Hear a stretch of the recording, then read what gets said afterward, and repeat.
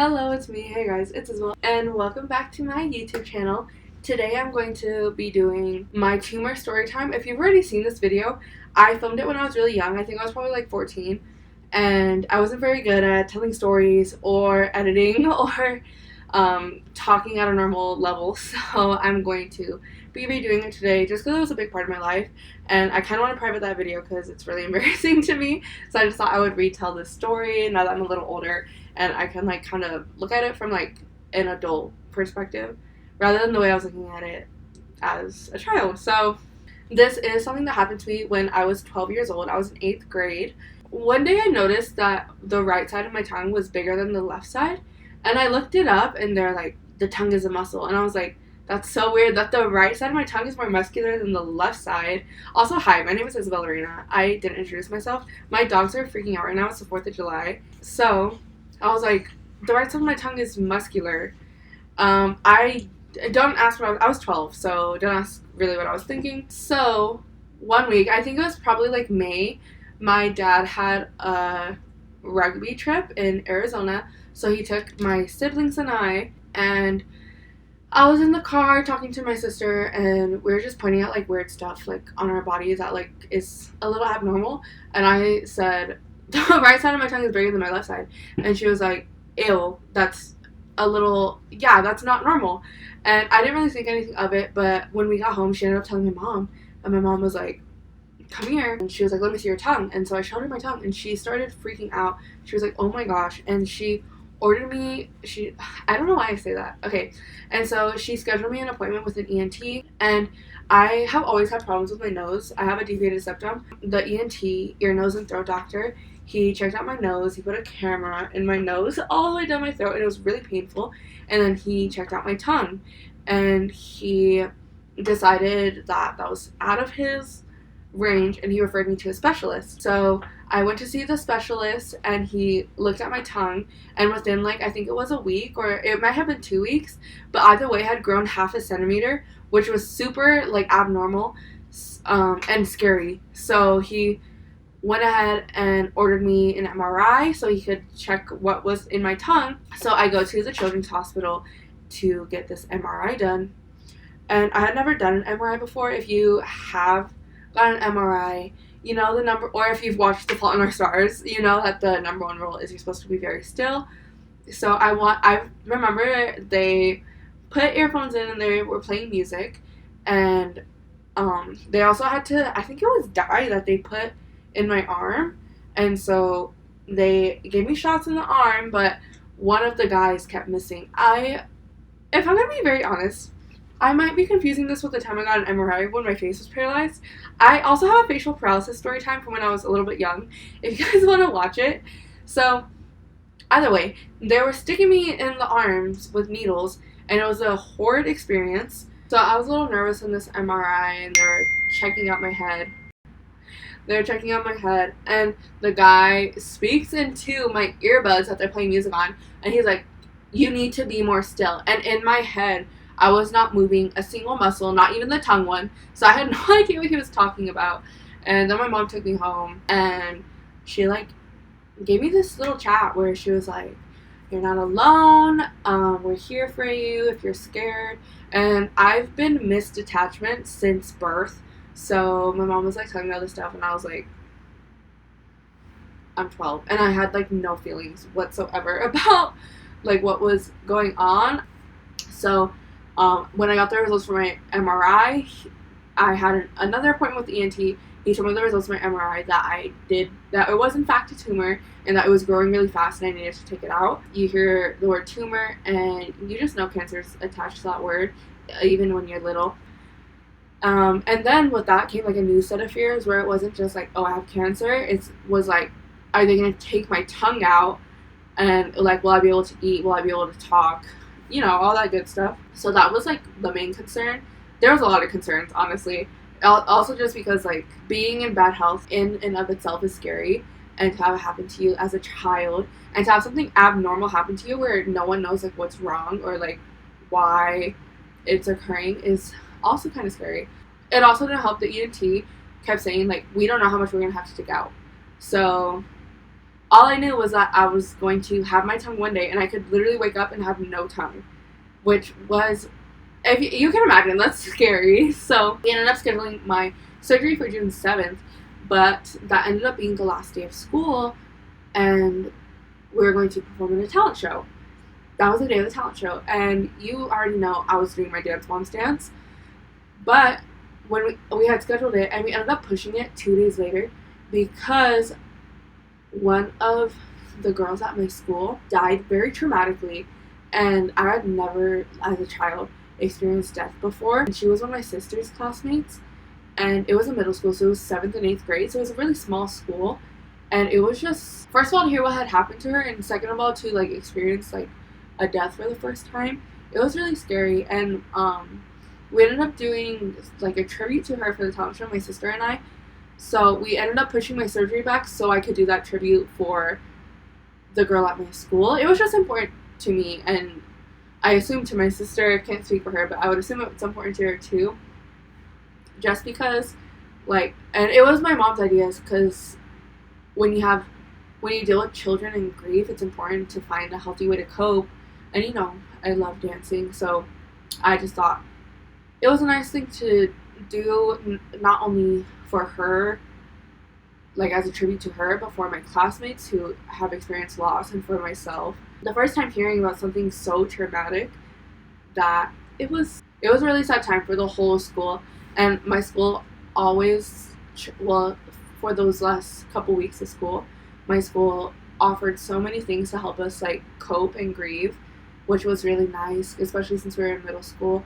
Like, I know her classmates had decorated her chair, which I think is wonderful, a wonderful idea for children to do. And we weren't the only ones who had performed a tribute specifically for that young girl. But I did push my surgery back so I could participate in that. So after I completed the talent show, I remember it being like, this is like my last day with my tumor. Like, I remember thinking that, it was so weird. So the morning of my surgery comes, my mom yells at me to wake up. She's like, get up. Okay. So I get up, I brush my teeth, I was hungry because I had to go under anesthesia. I hope I'm saying that, I feel like I'm saying that wrong. Sometimes I still struggle, like, to speak. It's crazy. I haven't done a tongue reveal. You guys will see. Stay tuned at the end for a tongue reveal. And I remember brushing my teeth and trying really hard not to swallow any toothpaste or water. And then I get to the hospital where they're going to be doing my surgery, and a lot of people come in and talk to me. They're like, oh, we're going to do this. We're going to make sure this happens. We're going to take good care of you. And I was just blank stare. Like, I was so not into it at all. I did not want to chat with any of these people. I don't care what sort of... I did not care what sort of role they were going to have in my surgery. I just wanted to get it over with. So the day of my surgery, my family was there, along with my best friend Michaela and her mom, and my aunt Lisa had flown in for my surgery, which was really nice. I felt a lot of support that day. And they wheeled me out of my room. I remember going into the surgery room and them putting me on that metal table, which is so scary. I feel like you only see that in movies, but I remember seeing the metal table, and then I was on it, and I had a really irrational fear that I wouldn't go to sleep, but I did. I drifted. I woke up in the recovery room, and I remember seeing, like, other people in there, which was super weird to me. So I woke up, felt my tongue, which was great. And there was no way I could not feel my tongue, because my tongue was so big I couldn't close my mouth. I had no idea what they had done to my tongue. I assumed they took out the tumor, but my tongue felt so big. And I remember I woke up to my dad next to me, and he was cutting my hair, saying, hey. And after that, my mom came in, and she just sees me crying. I'm crying because my tongue is the size of Antarctica. I don't know how big Antarctica is. I'm pretty sure it's pretty big. My tongue is ginormous. I can't close my mouth, and it's pulsing, and it hurts like chick. So, my tongue hurts so bad.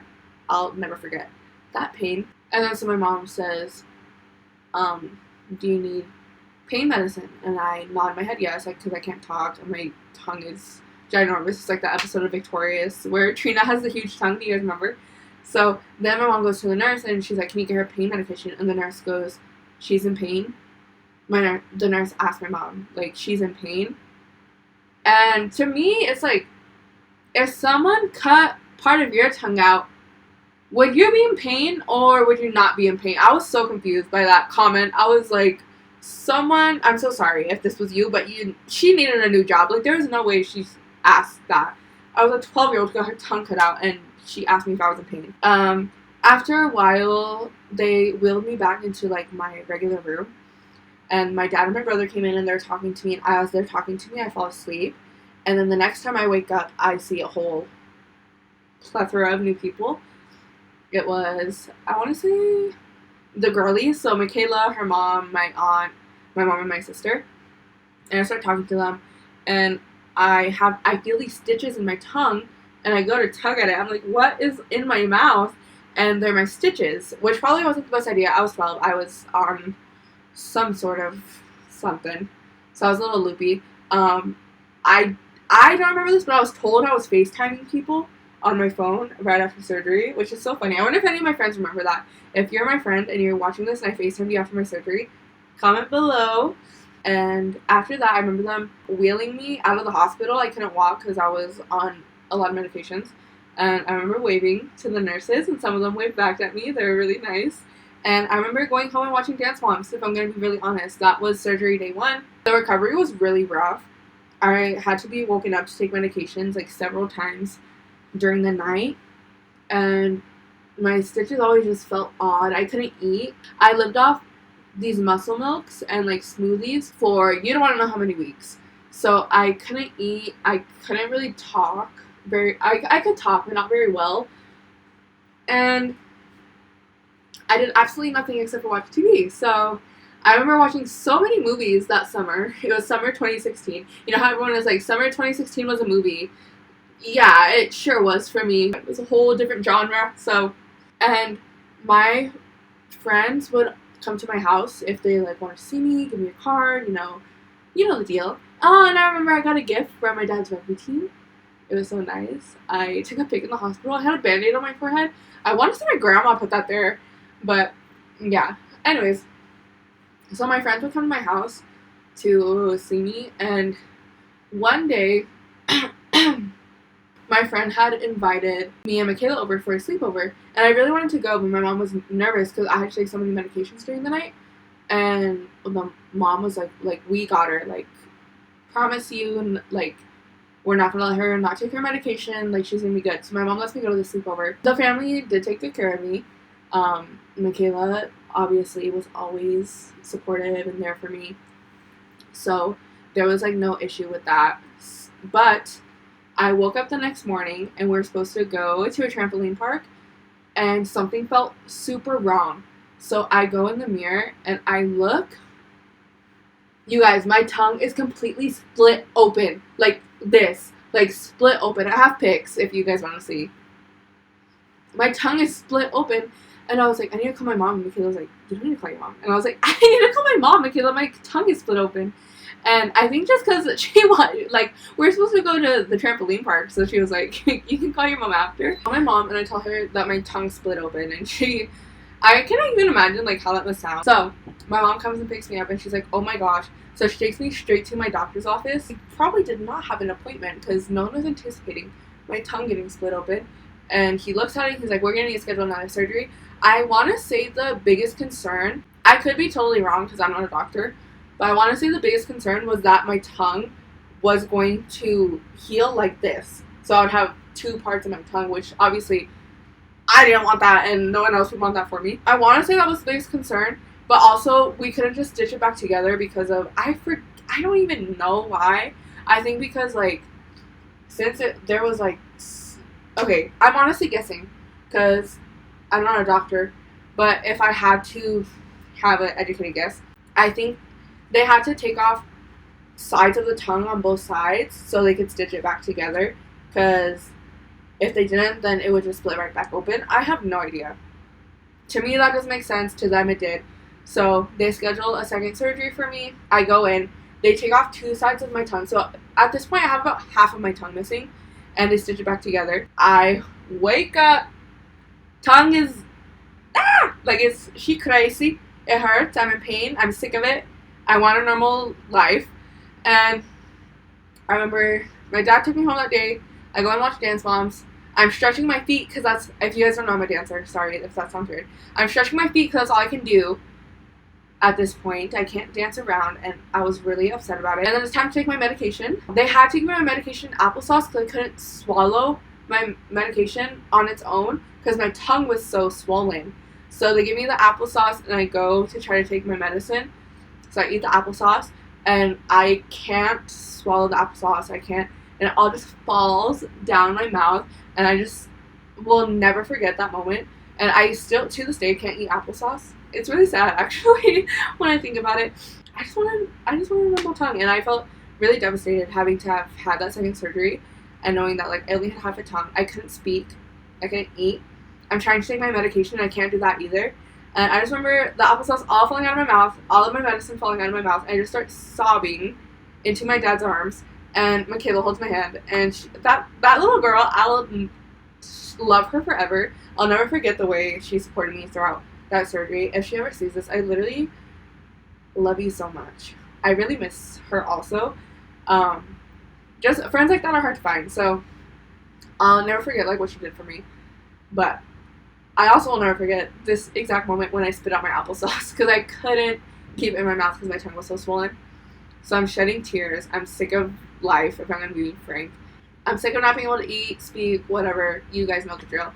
And honestly, afterwards, I just fell into, like, I just was so sad at all times because I couldn't speak. If I did, I sounded ridiculous when I spoke. My mom, and as a way to, like, try to get the stitches to say, I could only write on whiteboards or use sign language. She wasn't really liking me talking that much, and same thing, I couldn't eat solid foods. So the recovery process was just really rough, and I ended up, like, getting, like, just, like, not myself. Like, I ended up getting into, like, some sort of depression where I didn't want to do anything, didn't want to go outside, didn't want to paint, didn't want to dance. It was just a really rough recovery time.